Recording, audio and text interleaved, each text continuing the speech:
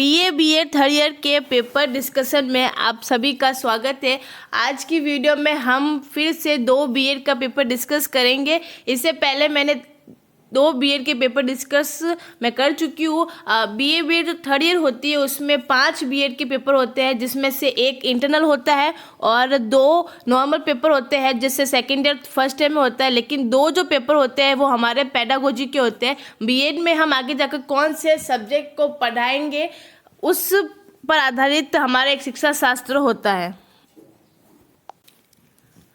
Pedagogy के अंदर बहुत सारे विषय होते हैं। नागरिक शास्त्र जिसे हम सिविक्स कहते हैं, इतिहास, हिस्ट्री, सामाजिक विज्ञान, हिंदी, ऐसे बहुत से फिजिक्स के भी होते हैं और केमिस्ट्री और मैथ के भी होते हैं, जिसमें हम नॉर्मल जो जनरल साइंस होते हैं उसके भी होते हैं। लेकिन आज की वीडियो में हम 2 पेपर डिस्कस करेंगे। एक है सिविक्स का जिसे हम नागरिक शास्त्र कहते हैं और दूसरा है हिस्ट्री का यानी इतिहास का। बीए थर्ड ईयर और फोर्थ ईयर में जो पेपर होते हैं वो पीछे के 2 साल ही होते हैं, मतलब थर्ड ईयर में और फोर्थ ईयर में पेडागोजी के 2 पेपर होते हैं। थर्ड ईयर में 2 पेपर है जो आज हम डिस्कस करेंगे। पहला हमारा पेपर जैसे मैंने आपको बताया ये 2021 का है और पेडागोजी ऑफ सिविक्स इसका नाम है। इसका पेपर पैटर्न वही है जो नॉर्मल बीएड का जो पेपर होता है, बस इसके जो सवाल है या फिर इसके पढ़ने का तरीका हर स्टूडेंट का अलग अलग होता है। जैसे अगर आपकी क्लास में किसी की हिस्ट्री और किसी के सिविक्स है तो ये दोनों पेपर उसके जो पढ़ने का तरीका होगा, उसका जो सिलेबस होगा वो अलग होगा और वो उसके अकॉर्डिंग ही पढ़ेगा। आप उसके नोट्स नहीं ले सकते और ना ही आप उसकी सहायता से मदद से पढ़ सकते हैं। तो हम शुरू करते हैं। पहली है, इसमें 5 यूनिट है और वही पेपर पैटर्न है।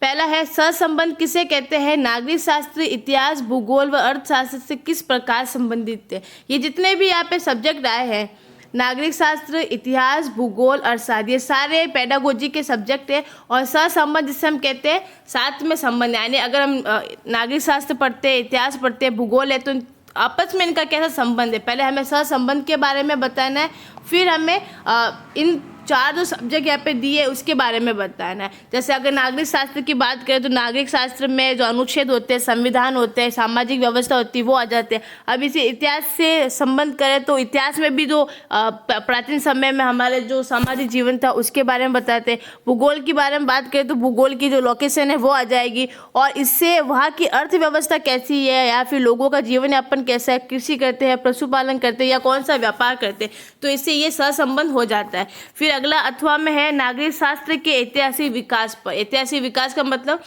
जब से नागरिक शास्त्र की शुरुआत हुई है तब से लेकर अब तक। और फिर जैसे नागरिक शास्त्र पहले एक विषय नहीं था, उसे इतिहास के अंदर ही माना जाता था, लेकिन अब नागरिक शास्त्र एक पूरा प्रॉपर अलग से विषय है। अगला है नागरिक शास्त्र का अर्थ स्पष्ट कीजिए और इसके क्षेत्र का वर्णन कीजिए। अर्थ मतलब वही ऐतिहासिक क्रम वाला नागरिक शास्त्र क्या होता है, इसके अंदर क्या आते हैं, और दूसरा है इसके क्षेत्र का वर्णन कीजिए। यूनिट दूसरी है हमारे माध्यमिक स्तर पर नागरिक शास्त्र शिक्षण के लक्ष्यों और उद्देश्यों की विवेचना कीजिए। हमारे नागरिक शास्त्र आते हैं, हमारे जो सब्जेक्ट होता है क्लास में उसके बारे में ही बोल रहे हैं। फिर नागरिक शास्त्र का विद्यालय पाठ्यचर्या में संक्षेप में स्पष्ट कीजिए। इसमें आप अगर ऐसे समझ में आए तो इंग्लिश में भी पढ़ सकते हैं। Importance of civics in school curriculum, यानी जो हमारे स्कूल का सिलेबस होता है उसमें सिविक्स का क्या महत्व है। फिर अगला है अगला हमारा है दैनिक पाठ। अगर आपने बीएड इंटर्नशिप दी होगी या फिर अपने कॉलेज में इंटर्नशिप प्री इंटर्नशिप की होगी तो आपको पता होगा कि दैनिक पाठ योजना यानी daily lesson plan. Daily lesson मतलब जैसे हम किसी क्लास में अगर पढ़ाने जाएंगे बच्चों को तो एक दिन पहले कल क्या पढ़ाना है उसकी तैयारी करके जाएंगे। बच्चों को कौन कौन से पॉइंट्स करवाएंगे, किसका यूज़ करेंगे, ये सब क्या आता है दैनिक पाठ योजना में आता है। और इकाई योजना में हम जैसे कोई टॉपिक हो गया जिसके अंदर बहुत सारे सब टॉपिक है, उसका हम एक एक दिन में कैसे करेंगे, उसकी एक सप्ताह की, जैसे अगर सोमवार से हमें पढ़ाना है तो सोमवार को हम योजना बनाएंगे कि हम शनिवार तक ये वाला चैप्टर का ये हिस्सा पूरा कर देंगे और इसके ये पॉइंट जो होंगे हम उससे कवर करते जाएंगे। तो ये हो गया इकाई योजना और पाठ योजना में अंतर। फिर अगला है योजना विधि से आप क्या समझते हैं। जो सिविक्स का तीसरी यूनिट है उसमें बहुत सारी विधियाँ जैसे प्रश्नोत्तर विधि, योजना विधि, खोजपूर्ण कौशल विधि, ऐसे बहुत सारी विधियाँ है जिसका हम यूज़ कर सकते हैं। इसके गुणों व दोषों का वर्णन कीजिए। योजना का मतलब हम यही है कि हम प्लानिंग बना के जाएंगे, बच्चों को इस तरीके से पढ़ाएंगे। अच्छे साक्षात्कार की तकनीकी, जैसे हम जानते हैं साक्षात्कार मतलब इंटरव्यू के बारे में आप सब जानते ही है। और फिर नागरिक शास्त्र में भ्रमण विधि, ये देखो दूसरी विधि और आ गई है, इसका नाम है भ्रमण विधि। भ्रमण यानी घूमना, जिसमें हम एक्सक्यूशन मेथड कह सकते हैं, या फिर हम किसी भी इस्लाह करती है जो हमारे विरासत होती है उसके अध्ययन, जैसे हम किसी संसद घूमने जा सकते हैं या न्यायपालिका का, तो इसमें भ्रमण विधि से किस प्रकार उपयोगी हो सकता है वो बताना है। फिर अगला है हमारा चौथी यूनिट में है कि शिक्षण शास्त्रीय विश्लेषण से आप क्या समझते हैं। अगर हिंदी में देखें तो इसका वर्ड बहुत ही हार्ड है, लेकिन आप इसे पेडागोजी एनालिसिस, शिक्षण शास्त्र विश्लेषण, यानी हमारा जो ये सब्जेक्ट है पेडागोजी का, इसके विश्लेषण से हम क्या समझते हैं, हम यानी जो लिखेंगे। और माध्यमिक स्तर पर प्रकरण भारतीय संविधान का संक्षिप्त शास्त्रीय विश्लेषण, इसमें जो ये टॉपिक दिया हुआ है, इस टॉपिक को के अंदर आपको ये कवर करना है कि अगर आपको ये टॉपिक दिया जाता है तो आप इसको कैसे पढ़ाएंगे, किस तरीके से इसका पूरा वर्णन करेंगे, इसको अच्छी तरह से बच्चों को समझाएंगे।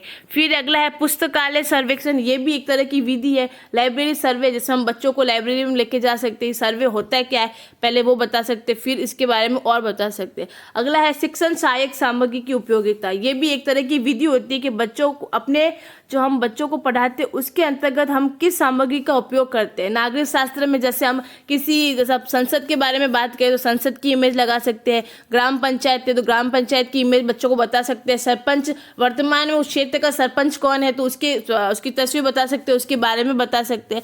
ऐसी जो सहायक सामग्री होती है, यानी हम जो बोलते हैं और उसके अलावा हम बच्चों को क्या दिखा सकते हैं, वो सब चीज़ें। अगला है नील पत्र से आप क्या समझते हैं, इसके निर्माण के मुख्य सोपान लिखिए। इसके अतिरिक्त सतत एवं व्यापक मूल्यांकन CCE के सम प्रत्यय को स्पष्ट कीजिए। सतत एवं व्यापक मूल्यांकन यानी कंटिन्यूस एंड कॉम्प्रहेंसिव इवैल्यूएशन, यानी जब भी हम कभी बच्चों को कुछ पढ़ाते हैं या हमारा जो पेडागोजी का सिलेबस है उसमें जो निरंतरता होती है, जो सततता होती है, उसके बारे में बताना है। मूल्यांकन हम जानते हैं कि इवैल्यूएशन क्या होता है और इसकी विशेषता क्या होती है। किसी भी चीज़ का मूल्यांकन करने की जो विधि होती है वो कैसे हम मूल्यांकन